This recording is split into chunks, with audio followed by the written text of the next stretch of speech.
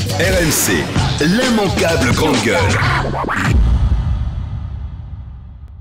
Le problème lorsqu'on est sur ce type de mode opératoire, et c'est vrai que depuis le début d'année, tout a changé en France, et notamment les interventions sur les groupes terroristes.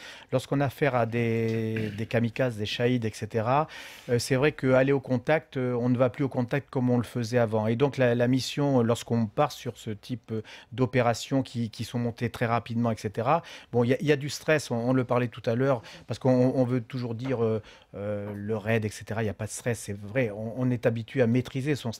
Mais il est quand même là. Oui, ce qui s'est passé sur cette opération, c'est vrai que lorsqu'on fait le comptage des cartouches, etc. 1500 tirés, pas une seule n'a atteint une cible. Tout à fait, 1500. Mais le problème, c'est qu'il faut... Quelle est la mission? Est-ce qu'on est au stand de tir ou est-ce qu'on doit neutraliser une cible qui a des explosifs? Aujourd'hui, aller au contact, et bon, ce sont des pères de famille aussi, donc se faire exploser, c'est vrai qu'il y a des tirs de saturation, et c'est vrai que lorsqu'on fait le quota 1500 par rapport à 11 ou 15 cartouches, je ne sais pas ce qui a été tiré, bon, on peut se poser des questions, mais bon, la mission était de neutraliser, il a été neutralisé, ils ont été neutralisés. Sur les mesures d'urgence, tout le monde s'émeut parce qu'on va arrêter Pierre-Paul Jacques.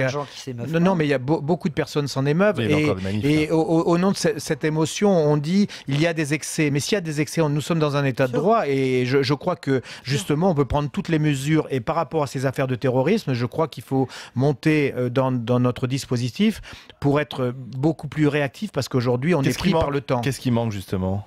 Qu'est-ce qui manque? Il manque tout ce... Je crois qu'il faut aujourd'hui changer notre façon de voir. Aujourd'hui, il n'y a pas de service antiterroriste en France. Hein.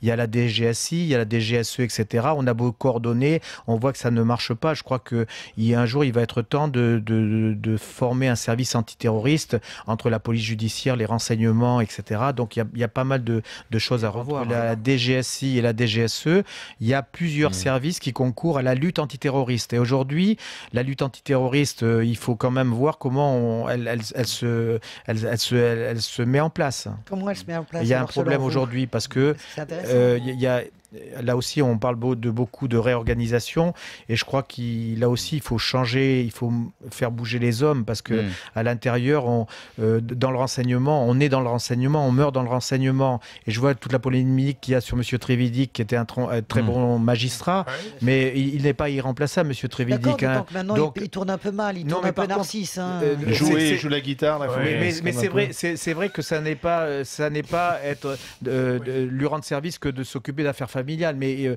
qui partent au bout de 10 ans, je trouve que c'est tout à fait normal, comme dans nos unités. Mais par contre, on manque de juges antiterroristes. Oui, tout à fait. Mais là, il y a un problème. Là, il y a un véritable problème. Bien sûr. Mais ce service antiterroriste, qu'est-ce qu'on attend vu la situation pour le monter, ça? Parce que Cazeneuve et Urvoas, ils n'ont pas de problème là, pour faire ça. Mais alors, c'est là où le politique manque de courage. Ça, c'est comme les chicayas entre les GIGN, les raids, etc. On pourrait faire une unité d'intervention qui soit hors de toute administration particulière et partisane. RMC, l'immanquable grande gueule.